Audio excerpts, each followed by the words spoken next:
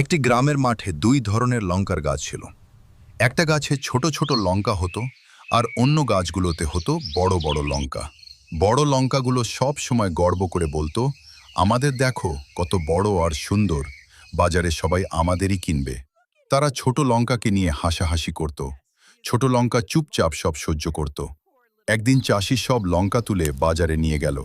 বাজারে অনেক ক্রেতা এলো। সবাই বড় লঙ্কা দেখে বলল, ওহ, কত সুন্দর বড় লঙ্কা। তাই বড় লঙ্কা দ্রুত বিক্রি হতে লাগলো। ছোট লঙ্কাগুলো একপাশে পড়ে রইল। তারা দুঃখ করে ভাবল, আমি ছোট বলে কেউ আমাকে কিনছে না। ঠিক তখনই এক বৃদ্ধা এসে বললেন, বাবা, ওই ছোট লঙ্কাগুলো দাও তো 2 কিলো।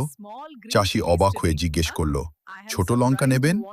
বৃদ্ধা হেসে বললেন, এই ছোট লঙ্কার ঝাল আর স্বাদই তো আসল। তখন ছোট লঙ্কা মনে মনে বুঝল, যারা আসল গুণ বোঝে তারাই সত্যিকারের মূল্য দেয়। শিক্ষা: সব সময় বড় হলেই ভালো নয়, আসল মূল্য থাকে গুণে।